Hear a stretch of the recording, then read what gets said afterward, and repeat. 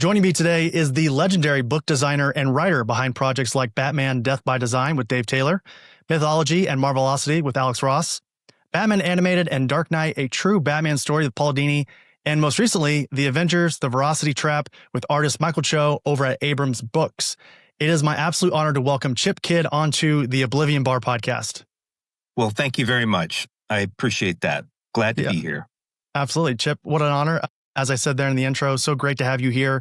And actually, I would love to start this conversation by talking about sort of this large idea that I'm sure you've probably noodled on quite a bit throughout your career. But, as a society, it feels like our relationship to art and the way that we sort of ingest it is changing very rapidly.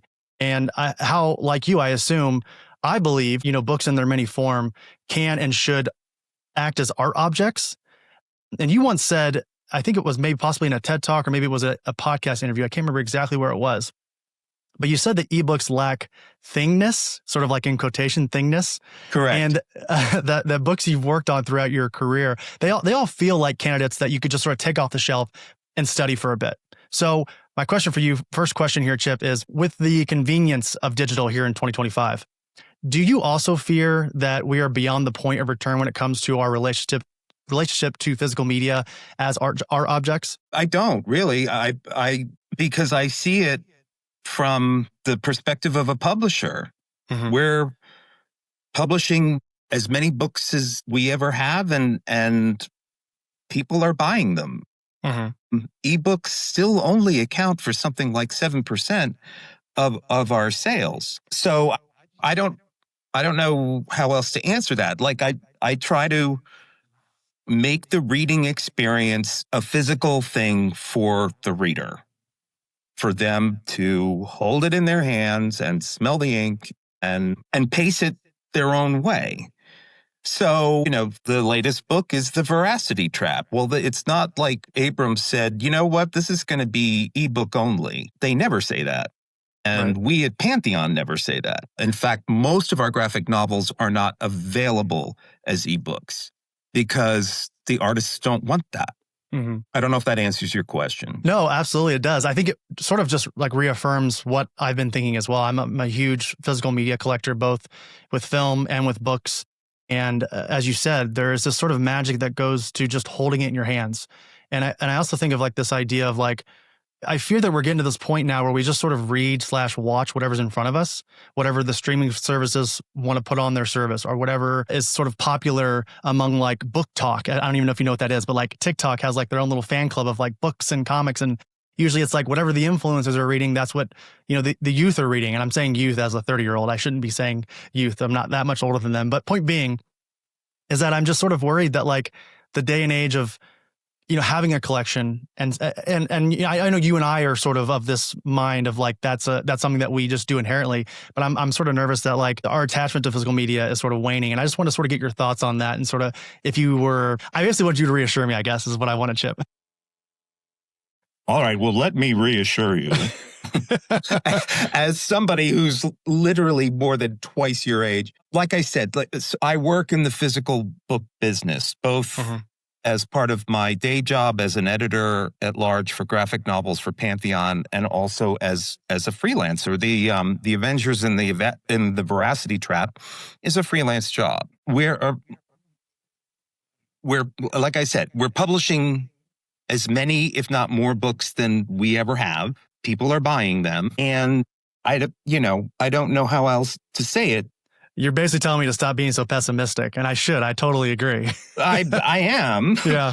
I am. But I'll also tell you, like, at the risk of sounding like the ostrich with his head in the sand that I am, I'm not on TikTok. Sure. I don't have it on my phone. Yeah. And yet I find out all about it, like even whether I want to or not. And I'm not quite sure where I'm going with this, but the quote influencers are not influencing me about anything. Right. But of course I'm probably not their audience. So there you go. Get off TikTok is what you're saying. That's what I should do. No, you do what you want. But, comic book stores still exist. I was just at one in Austin, Texas, a couple of weeks ago, signing the Veracity Trap book, and it's still a thing. And there's only, especially what's going on now in this country, there's only so much that we have control over. And I think you have to, we're getting very deep now, too deep, but I want it. Bring it on. Yeah. Well, you have to be mindful of the things that you can control. You can control what you do. You can control your immediate environment. And it may extend beyond that. You can control what you create, what you want to read. And that has to, you just have to be mindful of that. Like, I have control over this thing. I don't have control over that thing. I can voice my opinion about that other thing, but this is what I have control over, and that is where my attention should be focused. And now, of course, I'm a single middle-aged gay man who's never had a family, so that's a whole other experience that I will not have. But for those of you who do have that experience, you have that responsibility to them. Yeah, sorry. I thought we were going to talk about the book. No, we are. I just wanted to set this up because I feel like I can't have you on the show without at least picking your brain at least a little bit about, as we said, influence and sort of like where we're at currently in terms of physical media, because I'm a firm believer that a lot of the success that we've seen within publishing over the last 3 decades has been, I think you play a large sort of important role in that, I think. And I have a question about that later on, but I do want to sort of, one more thing before we get into the veracity. I want to talk a little bit about your TED Talks that you've had here recently. Well, not recently. They were 2012 and then 2015. That's right. You still look great, by the way. Even back then, you look like you've actually, it's like a little gray, but I have a little gray in mine too. But also you look just as good, if not better, honestly. Are you seeing anyone? I am unfortunately hetero. But, that's... There's nothing unfortunate about that. I was making a joke. That's my cross to bear, unfortunately, Chip. That's what I'm saying. So the first TED Talk, was March of 2012. And you have to keep in mind, which I cannot watch, by the way. I think it's kind of dreadful. But you have to keep in mind that at the end, I'm basically pissing all over the Kindle as a piece of crap. And I know that Jeff Bezos is in the audience. So, hey, you're the voice for all of us. Hey, what can I say? But yeah, it just seems like a whole lifetime ago. Well, can I quote you from that, from I think it was maybe the 2015 one. This will lead me into a question I have about sort of this idea we're sort of circling right now. You say here in one of these TED Talks, the book designer's responsibility is threefold: to the reader, to the publisher, and most of all, to the author.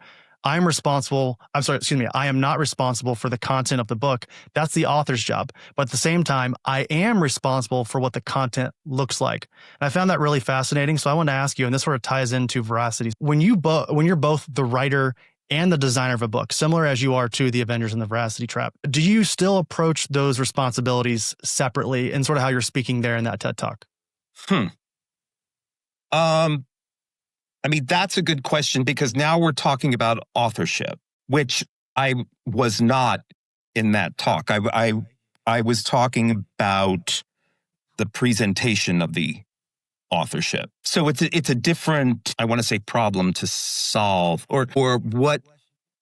It's more about, well, what kind of story do I want to tell, and what do I want the takeaway to be for the audience? Can I make it worth their time? And can I make it worth their money so that they buy the book? So they're similar but different things, because when I'm responsible for the content as well as what it looks like, that's a bigger responsibility, and you've got to,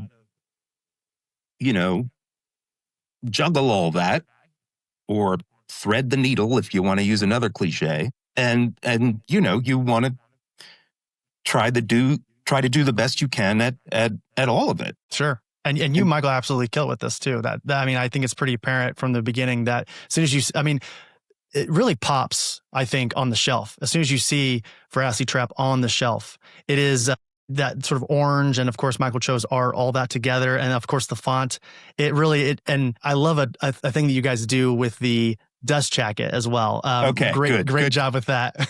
Good. So, all right. So you got that. Yeah. Like that was really, really important to me. Mm-hmm. And I owe this book to my editor and best friend, Charlie Kochman at Abrams Comic Arts, who is just a hero all around. And he, acts as like the go-between between like me and Mike and the Marvel editor. And, we all have to ultimately be in agreement about what we're doing. But sort of at the 11th hour, I said to Charlie, can we print on the other side of the jacket? Can we print on the reverse? And he said, well, let me look into that because it's more money. It's like 4-color process on both sides of it. And he got back to me and he said, yes, we can. And I was, filled with girlish glee because I knew exactly what I wanted to do and which is what you see. And so you can reverse it, but when it's on your shelf, the spine still works. It still says what it is and you can find it. But I wanted to make it a much more epic feeling presentation. And I understood why we had to do the jacket that we did on the other side, but I wanted to give the reader the option to change it up a bit. Sure. Yeah. And honestly, I like both sides. I actually don't know which side I like best because, of course, on the front, you have sort of the normal trade dress that it sort of does a really good job of sort of teasing what you're about to walk into. And then on the other side, of course, it's just, if you're a Michael Cho fan, which I think a lot of us are listening to this, and both of you and I together, of course, it's one of the greatest showcases of his work on any book. So let's just let's just go right into Veracity Trap here. Again, as we spoke about here thus far, and actually it's already out. If folks who listen to this conversation now, it came out on August 6th. It's actually my birthday, Chip. So thank you for putting out Happy awesome birthday. Thank you. Yeah. Thank you for putting this out on my birthday. And this is part of the Marvel Arts imprint within Abrams, as you spoke about there.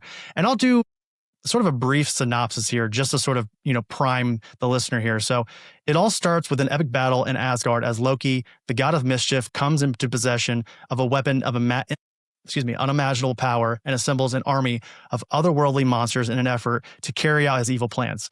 Cue the Avengers, Captain America, Iron Man, Thor, Hulk, Giant Man, and the Wasp, who meets his horrifyingly throng of beasts heading on as a thrilling knockdown, drag-out fight ensues. But when the smoke clears, what appears as a typical raucous comic book takedown is revealed to be something very, very different and very, very terrifying. And this discovery threatens to destroy the Avengers in a way that Loki or any other foe had never thought before, because this time the enemy is the truth. So before we get into the actual story here, Chip, I want to talk to you about Michael. Mm-hmm. You've talked, you've talked, much about how much you respect and love Michael as a person. And I want to get into that as well. But, you've worked with some incredible illustrators throughout your career, as I mentioned there in the intro. Alex Ross, of course, the late Dave Taylor. Mm-hmm. And then, of course, now Michael. So just sort of a simple question here. What's unique about the way that Michael Cho approaches storytelling? What he's doing is so clear, but so beautiful with an economy of line, and he gives you just enough that you understand it, but that you also have an emotional connection to it, which is very important for any of these artists who you are describing. I was first approached by Charlie Kochman, who gave me an open brief and said, do you want to write one of these things? And I wasn't going to say no, but it's what do you do? Like, yeah, you can pick any Marvel character you want. That's how it was presented, was you kind of get like a sort of a fresh slate to tell any Marvel story you want to tell? Which is bad because like in the graphic design business and the book cover graphic design business, there is an axiom that when you give the client too much to choose from, they won't choose anything because they can't focus it. They can't boil it down. Give them 3 things. So what had to happen was I had to decide for myself, okay, let's make it the Avengers. Let's make it the Avengers in 1964. Let's see if we can get Michael Cho on the line and talk about it. Mm-hmm. He and I have a really great, long, productive history together. We did, the first time we worked together was on a Batman and Robin and Superman short story in Batman Black and White. And that went really, really well. And then I published his original graphic novel called Shoplifter here at Pantheon, which is still in print and which is excellent. And I highly, highly recommend it. What brought me to him with this, with the Avengers and the Veracity Trap, was I already had the concept. But then who do I want to try to get to be the artist? And a big, now we were talking about like the evils of TikTok, but his posts on Instagram of his convention drawings, I mean, the Batman one, they're all great, but the Marvel ones really got me thinking. And he did one of Iron Man with the V faceplate. Yeah. And I'm like, oh my God, that's right. I love that. I love that so much. And I think that was like all of 2 issues. So I thought, well, let's just shoot for my first choice. And I called him and he picked up the phone and we had a nice long talk, and which eventually led to what you see. And once he did agree to do this, fully understanding that it would be at least 3 years of his working life, what I wanted to bring to it was like, okay, I've got the concept, but now how can the writing serve Mike's art the best way?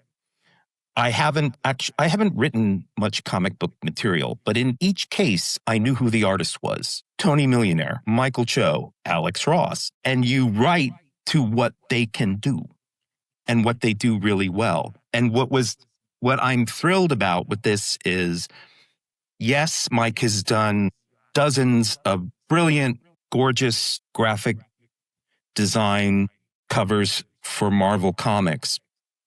But I want to see him do a story, and I want to see him do a long form story.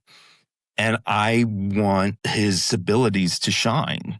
Like, that's what the whole opening sequence is about. It's just a big old fashioned, knockdown, drag out fight. But I want to see sequentially how he handles that. And by the way, all of those monsters are Kirby monsters from the early 1960s. Like somebody had said, Fing Fang Foom is in there. Yes, he is.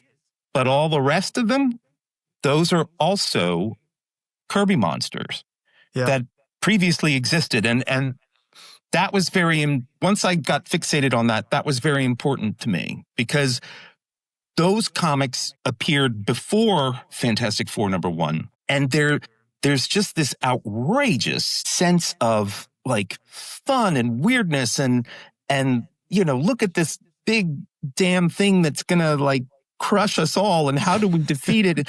And I just thought, I want to put a gang of those together and see what happens. And we did. But then there's so the basic concept is, for this book, there are 2 realms. There is our realm, which is reality. But then on the page, there is the Marvel realm. In the Marvel realm, the 2-dimensional comics page, those characters think that what's happening to them is real.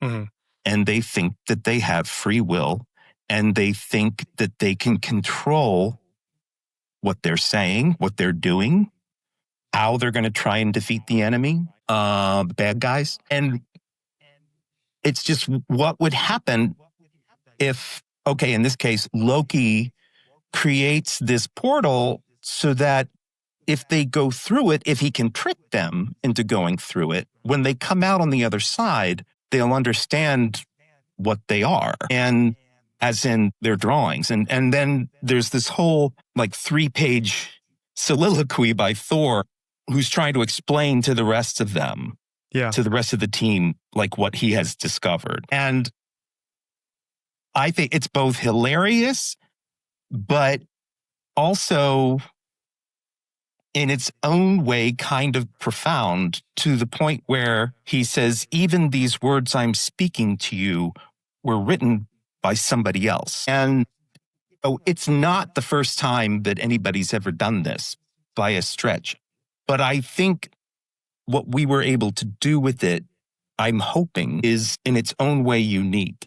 And there was this takeaway that I finally figured out that I wanted the reader to have, which is, spoiler alert, towards the end, the Wasp, who has some of the best lines, by the way, says to me, well, okay, but how would you like to know that you're just somebody else's idea? To which I respond, but Jan, the only thing that everybody has in common, everybody in the whole world, is that we are all somebody else's idea. We didn't create ourselves, like somebody else had to do it, which I completely stole from Rick and Morty.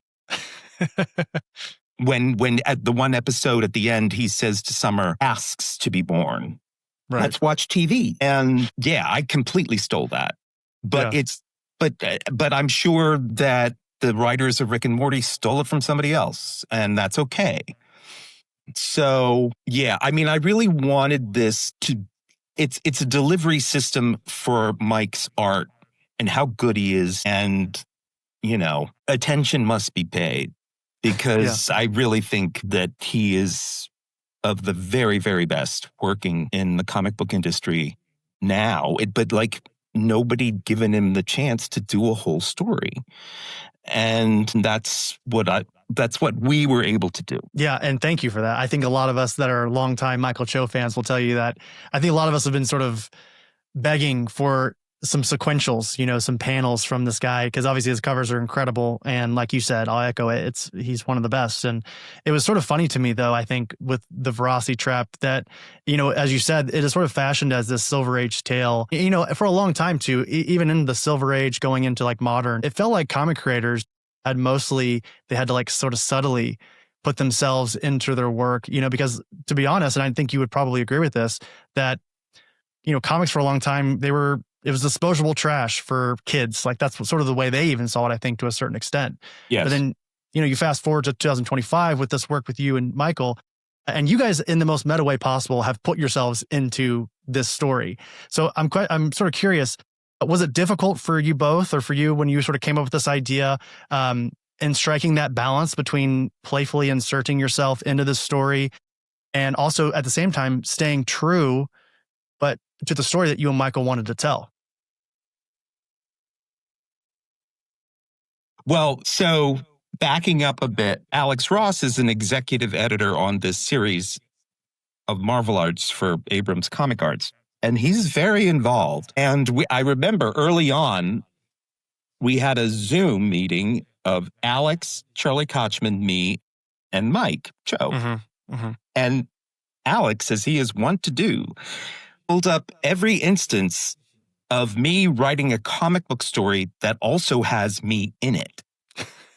Which, you know, and I'm like, yes, I'm a textbook narcissist. You're all of us, though. We would all do it, I think.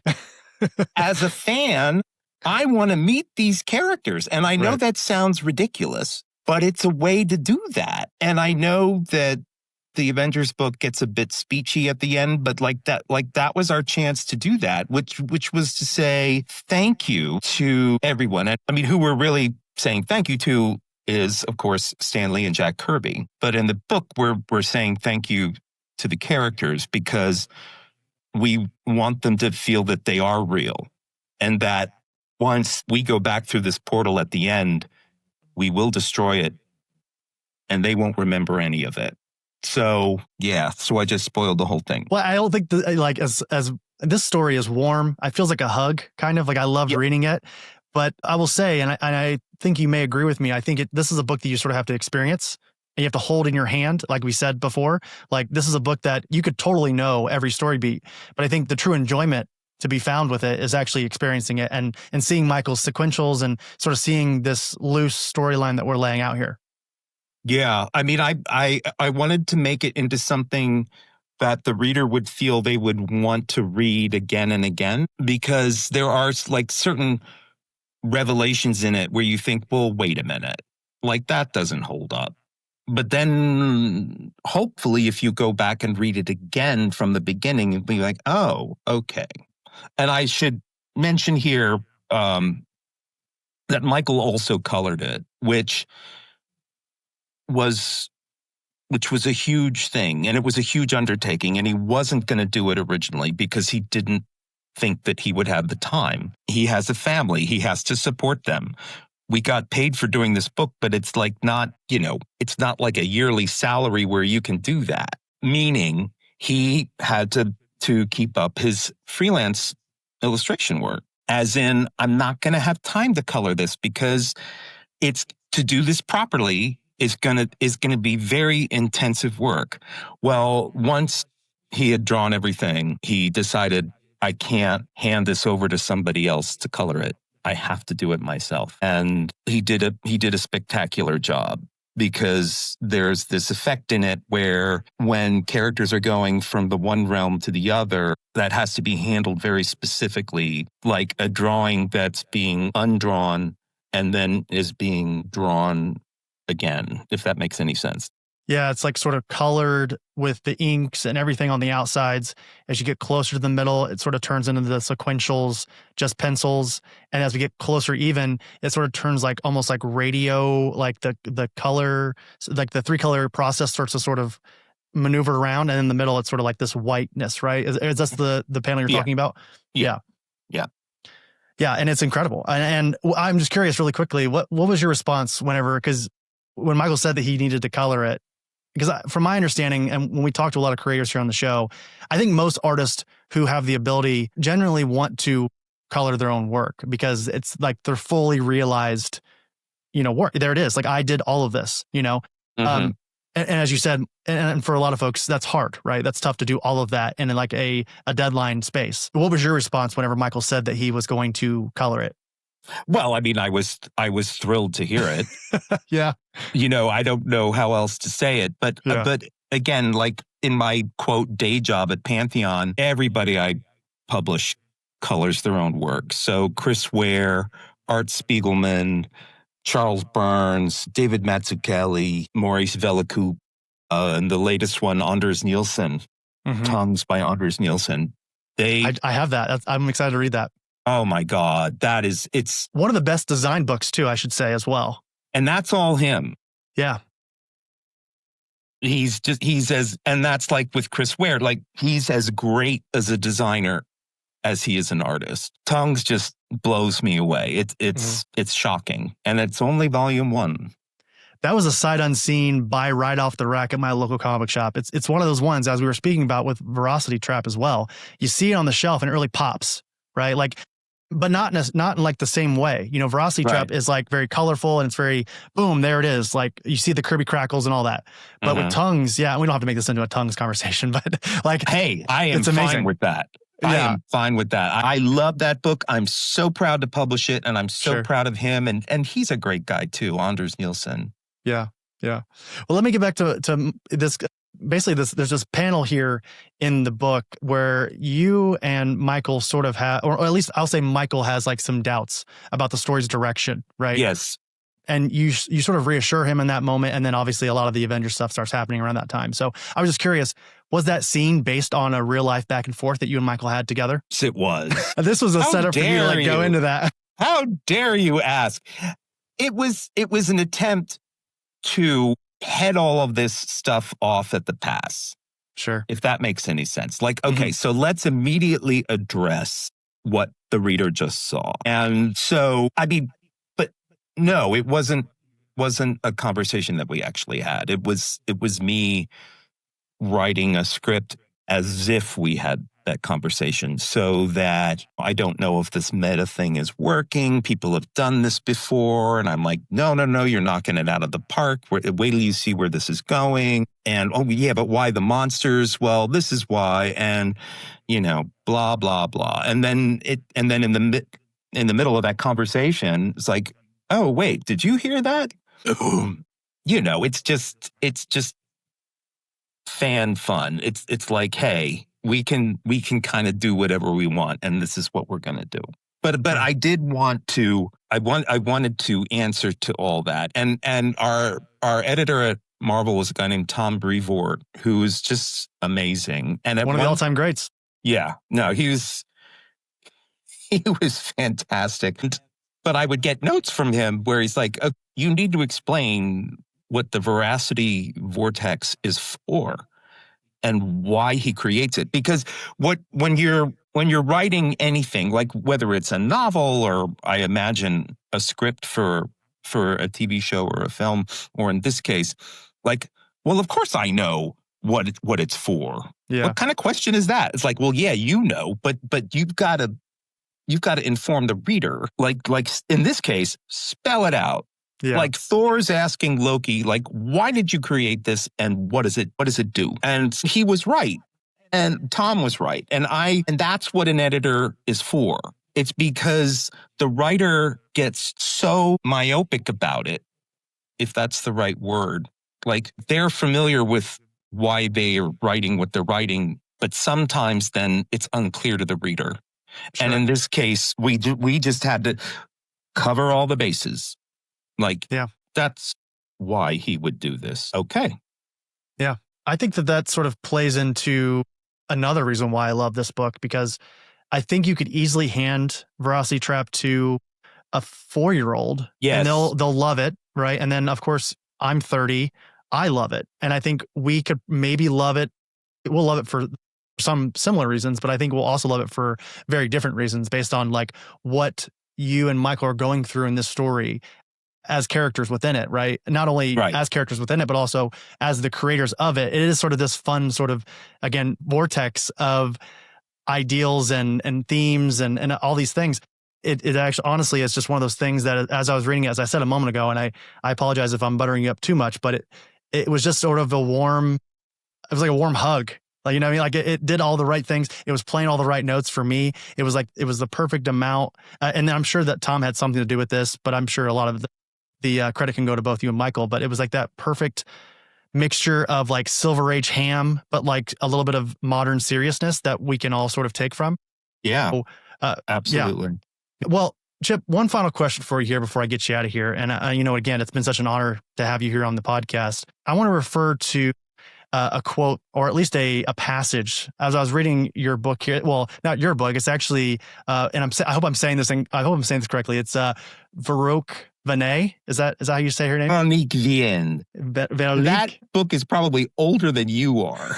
91. I don't even know. I didn't see what year this came out, but yeah, it was fascinating. I really loved getting through it, and honestly, it was really cool to go through and just sort of see the complete catalog of a lot of your sort of earlier work. Mm-hmm. But in this, she interviews a peer of yours, Milton Glaser, and he described you. I'm sorry, I apologize, Glaser. And he designed the DC logo with the stars in it. Whoa. Sorry. Exploded my brain here. Holy crap. This one right here. Oh, sorry. 1 second. Here it is. I have it right here. This one right here. Yeah. Milton Glaser designed that in the set. Oh my gosh. Okay. Well, Mr. Glaser, he described you as this, okay? And I tend to agree here. A design demigod, an inky colossus, and the closest thing to a rock star. So ridiculous. That was very sweet of him. He was a great, great hero of mine. He also, in case you don't know, he did a lot of things, so many wonderful, brilliant things. But he sketched on a napkin for the New York Travel Board in the late 70s, I Heart and Why. And he said, here, I'm giving this to you. And so you make this the campaign that gets people to come back to New York. Wow. So anytime you see I Heart anything, that's him. I feel like I maybe should have known that, because that's no, insane. No. Yeah. It's okay. But it was a privilege to know him. And, if you make things that people love and they don't even know you made them, it's okay. It's okay because it means something to them. Yeah, totally. And honestly, I feel like all of this that we're talking about here, it had me thinking about this idea that I wanted to pick your brain on, just sort of in this conversation. Mm-hmm. And, as we've talked about, you've already cemented yourself as an icon, as a designer. I think 3 decades ago, you were already, I think, considered by many as one of the greatest in your field. But I'm curious, in 2025, and you can tie this into Veracity Trap as well, but what motivational force still pushes you to create in 2025? Is there something, is it an accomplishment? Is it an itch in your brain? What still motivates you here in 2025? I mean, it's all of that stuff. Yeah, I don't want to tear up here, but like, one of the things when I was a kid, when I was in college studying graphic design, and I would read, going back to Milton Glaser, I would read these interviews with him where somebody would say, well, when do you think you're going to retire? And every time he said, I never want to retire. I want to be doing this for the rest of my life. I never want to stop. And that had a tremendous effect on me, as I'm sure it did a lot of people. Like, wow, can you imagine being in a job that you never, ever want to retire from? And so that's my goal. So I don't want to stop. And I get these opportunities, but again, like, part of my day job is like, I can't stop unless I retire. Next month on October 6th, I will have been here at Penguin Random House for 39 years. Wow. Congratulations. Thank you. And yeah, and I'm very proud of that. And I'm very grateful for it, because nobody has to hand you anything. You have to work for it. And I've been able to, just to even get the opportunity to do it is amazing. So yeah, bring on the next thing. Today I got a new manuscript from the writer Haruki Murakami. Oh, no kidding. Yep. And it's like, okay, that's going to be one of the next things to work on. Next month, this book that's a celebration of the 5th anniversary of Peanuts is going to come out. And that also was from Charlie and Abrams. And I got to work on that. And that's, it's amazing. It's amazing. I'm incredibly grateful. I don't want to, I don't want to stop. And Mike and I we're like, okay, let's try and do something next. So we're going to try. Yeah. Well, I mean, I will say it's just so refreshing to hear someone again. And I'm sure it's probably weird to hear anyone say that, like, oh my God, you're one of the best of all time, or you're the best, all of that. Because I'm sure that you, like all of us, we all have influences. We all have people that we look up to in some way or another. But it's refreshing to hear you say that you're still so just like chronically motivated to continue to create, right? Because I think, again, my point in that question, I think, was more so to just be like, you have nothing to prove. I don't think you have nothing left to prove, and you've done such incredible work throughout, your entire career. And to see you and Michael doing it with Veracity Trap again, and everyone that I've heard talk about this book, they've loved it. And I think, again, it has something to do with Michael and finally getting to see some sequentials from him. I'm sure it has something to do with you and sort of this idea, this illusion of change, and what this story sort of centers around, and how we all think that we're in charge, but are we? All of this, I think it's just really resonating with people in 2025, especially, as you said earlier, sort of the climate we're in currently. It all feels sort of like we're powerless. And exactly. I truly think something like this is the sort of medicine that we need, I mean, I'm glad, I'm grateful to hear that. Mm-hmm. One of my mantras is never stop learning and never stop wanting to learn. And that's what I try to do. Mm-hmm. And one day you also too may be an inky colossus. You could get there if you really want to. Inky colossus. That's too funny. I mean, did he ever tell you that in person? Did he ever say that to your face? No. I mean, but we had some great conversations. There was a magazine called The Believer. I don't know if you ever came across that. And they asked me to interview him, and I did that. And I interviewed him on stage at the Cooper Hewitt Museum. Yeah. I mean, but no, like an inky colossus. It's very funny. Well, Chip, like I said, such an honor to have you here on the show. Truly. Thank you. Congratulations, both you and Michael, for what you've done here with Veracity Trap. I'm very excited that this is out and that people can go out and grab their copy. Again, it came out on August 6th for everybody. I will have links for everything in the show notes, so you can either buy it from the Abrams official store, I'll also have links to all of Chip's things, all the places you can find him and some of his other work. And Chip, I didn't want to like spend this entire conversation chatting about all the different stuff that I have from you. So I'll wait till we're done recording so I can speed run through all the things that I've collected from you over the years. But it's been truly a core memory here on the Oblivion Bar, chatting with you here today. And I will say, before I let you go, I'm going to pass it off to you one more time. Is there anything you want to sort of plug, any proper way you think people should follow your career going forward, or anything else before I let you go? I don't know how to answer that. Just semi-subject change. The Veracity Trap, it is an all ages book. Mm-hmm. And you touched on that. And I've heard like, I read through this with my 8-year-old son and he loved it. And he loved when the wasp flew through the nose of the monster.